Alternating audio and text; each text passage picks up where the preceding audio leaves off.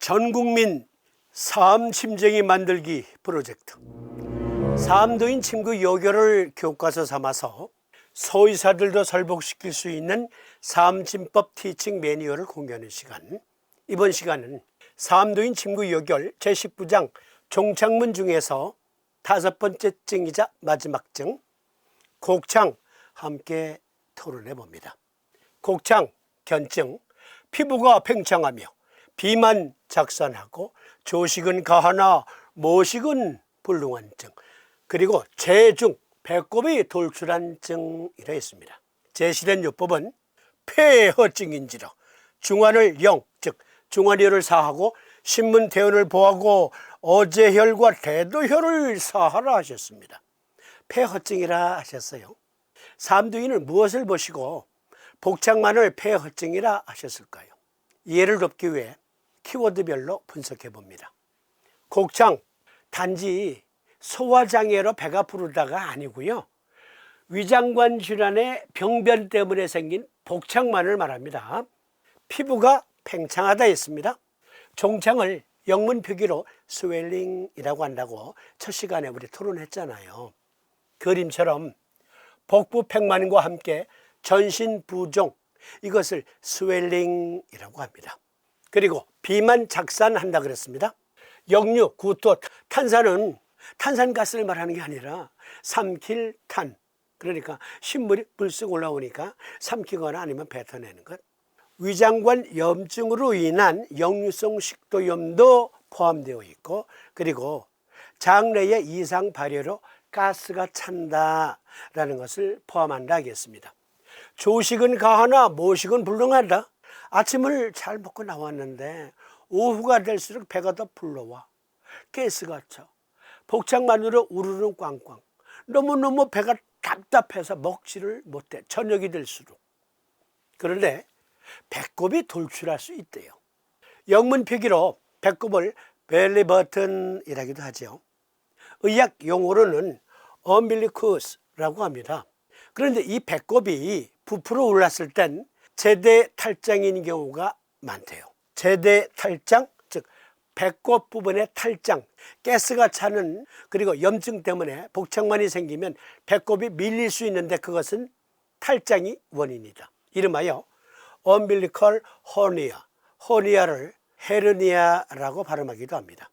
대의향사는 송나라 양사영이 지은 인제직지방에 수록된 처방인데요, 이러한 곡창증이 복부 팽만, 가스가 많이 찰 때 주로 적용한다 했습니다.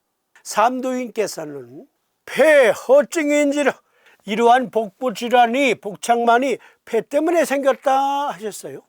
무엇을 보시고 말씀하셨을까요? 태연보, 어제사 이렇게만 놓고 보면 폐정격의 반이죠.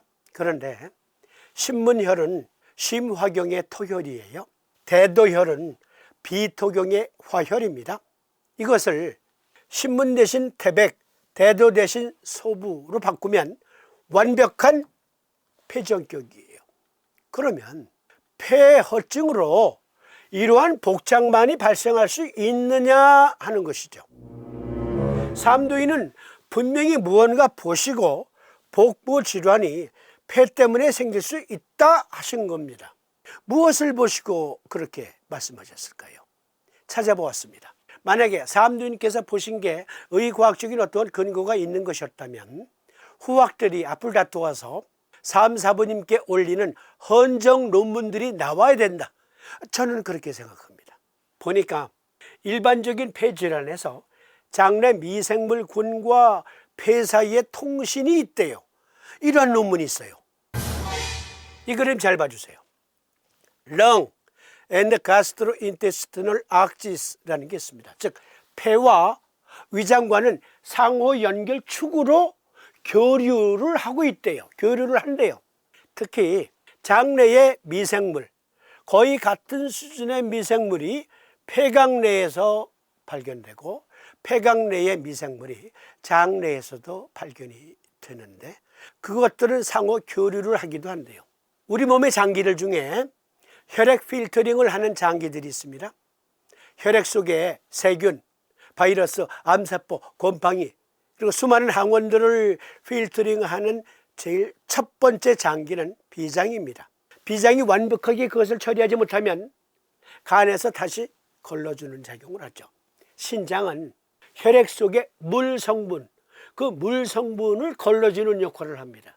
그런데요, 전신을 순환하고 Y자 형태의 쇄골화 정맥을 통해서 우심방으로 들어가는 정맥피, 역시 전신의 피부를 촉촉히 적셔서 영양분을 공급하고, 그리고 노폐물을 수거하는 림프액, Y자 형태의 쇄골화 정맥에서 우심방으로 들어가 정맥피와 믹스가 되죠. 그러면 정맥피 속에 들어있는 노폐물, 림프액 속에 들어있는 노폐물, 그것을 최종 필터링 역할을 누가 해요? 폐에서 하잖아요. 심지어 혈전까지도 폐에서 걸러줍니다. 터미너스예요. 마지막 종점. 여러분, 그거 생각해 보신 적 있어요? 폐에서 필터링을 하는데, 필터링을 하면 틀림없이 슬러지가 생기게 돼 있어요. 그렇죠? 슬러지가 생긴다고요. 그 슬러지는 누가 분해하죠? 어디로 가요? 그렇습니다. 미생물이 하는 거예요. 우리 몸의 미생물의 역할은 발효입니다. 발효. 효소 촉매작용. 위장관의 미생물은 먹은 음식을 부숙시키는, 발효시키는 역할을 하는데, 폐의 미생물은 정맥피, 림프 속에 들어있는 노폐물을 다 거르다 보니까 찌꺼기, 노폐물로서의 슬러지가 생겼어. 그 슬러지를 폐각 내에 미생물로 분해하는 거예요. 잘게 쪼개요. 효소 촉매작용으로 완전히 무해한 물질로 만드는 거예요. 화학, 케미컬 작용으로. 그런데 위장관의 미생물이 만약에 부족해요. 그러면 폐에서는 폐각 내의 미생물을 꿔주기도 한대요. 그리고 장 내의 미생물은 폐각 내의 미생물이 부족할 때 또 꿔주기도 한대요. 상호 연결축이 있다고요. 그런데요, 이것은 수천 년 전에 동의학에서 이미 알고 있었던 것. 이 그림 잘 봐주세요. 폐경은 중환혈에서 기시합니다. 중환혈에서 폐경이 기시, 시작, 그리고 밑으로 하행, 소장, 대장을 두루 얽고 배꼽 부위에서 다시 턴해서 올라와요. 턴해서 올라와서 상행, 그리고 소상혈에 이르고 소상혈 분지에서 수양명조 대장금경과 바톤 터치하는 겁니다. 폐경은 유주로 자체가 렁 앤드 가스트로인테스티널 악지스가 존재함을 수천 년 전부터 증거하고 있었던 겁니다. 폐에 염증이 생겼어요. 그러면 그 염증은 위장관으로 파급될 수 있대요. 위장관에 염증이 생겼어요. 폐를 범접할 수 있대요. 이 연결축을 통해서 폐강의 염증은 대장으로, 장내의 염증은 폐강내로 유입될 수 있대요. 인플라메이션, 마이그레이션, 즉 염증이 이동하기도 한대요. 삼도인께서 복창만 중에 폐허증 때문에 생길 수도 있구나. 거금 450여 년 전. 대표적으로 Irritable Bowel Syndrome, 과민성 대장 증후군은 A, B, C, D 4개의 증후가 두드러지는데, A, Abdominal Pain 해서 복통, B, Bloated Feeling 해서 복부팽만, C, Constipation 변비, D, Diarrhea 해서 설사. 이 4개가 교대로 나타나는데, 장염에 겸해서 과민성 대장 증후군이 있을 땐 배꼽 주위에 탈장이 생기기도 한대요.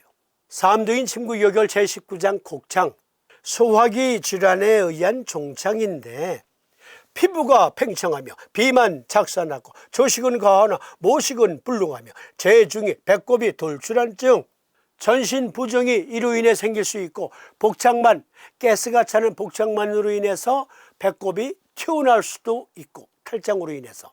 그런데 삼두인께서는 이것을 폐 때문에 생길 수도 있다라고 보신 거예요. 폐허인지라 신문 태연을 보하고 어제 대도를 사하라, 신문을 태백, 대도를 서부로 바꾸면 완벽한 폐전격. 삼두인 친구유혈 제19장 종착문 임상경험리에 보면 삼두인께서는 신문대연보 어제 대도를 사해서 곡창과 유산증을 치료한 경험례를 수록하고 계셔요. 그런데 우리는 보다 발전된 의학관으로 이렇게 해보면 어떨까요?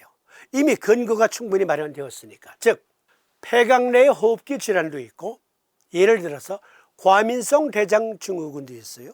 그로 인해서 복창만이 심해져요. 그러면 폐정격, 대장정격을 같이 넣는 겁니다. 양쪽에 다. 그런데 과민성 대장증후군이나 또는 장염이 순수 위장관 질환에만 국한되어 있어요. 폐강 내에는 염증이 없고, 그런 경우에는 비정격과 대장정격만 넣는 겁니다. 그러면 아마 삼두인께서 이렇게 토론하는 우리들을 보시고 곧이 너의 제자들이로다 하실 것 같습니다. 저는 그렇게 생각해요. 그러면 이것으로 삼두인 친구유혈 제19장 대단원의 막을 내리고, 다음 시간에는 제18장 조잡애기문 함께 토론합니다. 조잡애기문은 조잡증과 애기 개트림증 두 가지만 수록되어 있어요. 이것은 다음 시간에 함께 토론해 봅니다. 시청해 주심에 감사드립니다. 고맙습니다.